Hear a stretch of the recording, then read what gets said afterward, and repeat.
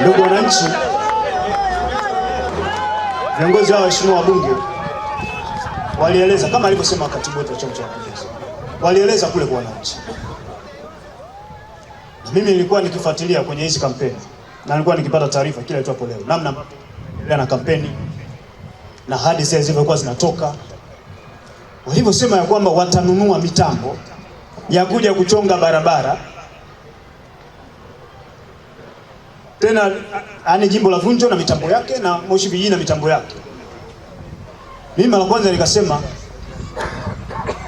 ngoja tu namna ambavyo itakuwa, lakini baadaye kila tulivyokuwa tukiendelea, kila hatua zinavyozidi kuendelea, wakawa wanaendelea kulisisitiza mara kwa mara. Nikasema hao watu wako serious hao. Wako serious. Na kama ni karata ya kupata kura, kwa kweli kipindi kile mlipiga vizuri.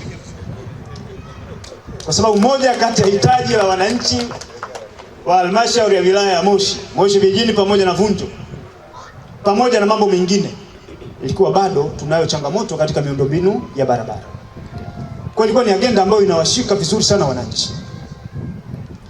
Kwa mlipokuja na mkakati huu, kwa kweli mimi nilikuwa naiona suluhu ya changamoto hii sasa inakwenda kupatikana katika hali ya ukamilifu.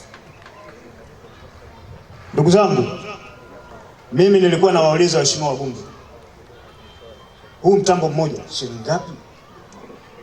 Angalia, ni zaidi ya shilingi milioni 280.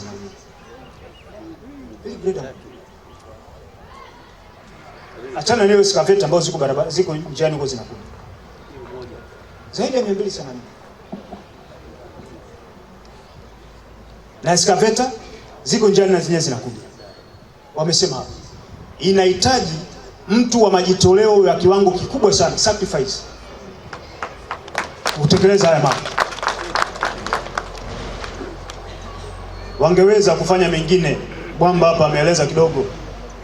Wangeweza kununua magari, wangeweza kwenda kufanya biashara, wangeweza kwenda kufanya chochote kile.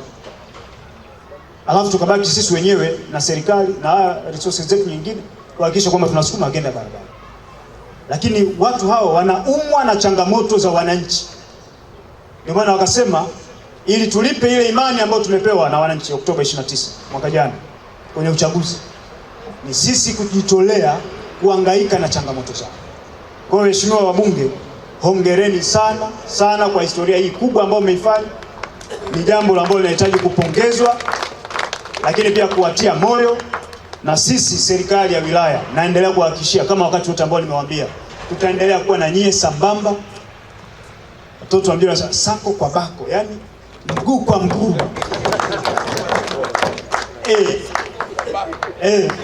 Ili kuhakikisha agenda hii inakamilika na inatimilika vizuri kabisa. Kwa hiyo toeni mashaka na wala mtu na, kwa sababu jambo hili linahusu maendeleo, inahusu utatuzi wa changamoto za wananchi. Hakuna namna ambayo sisi tutakwepana na jambo hili. Kwa hiyo tutaendelea kuwapa ushirikiano. Na pongezi zetu hizi ziendelee kuwapa tija na motisha zaidi wa kuendelea kusukuma zaidi agenda ya maendeleo ndani ya majimbo yetu haya pamoja na agenda hii ya miundombinu.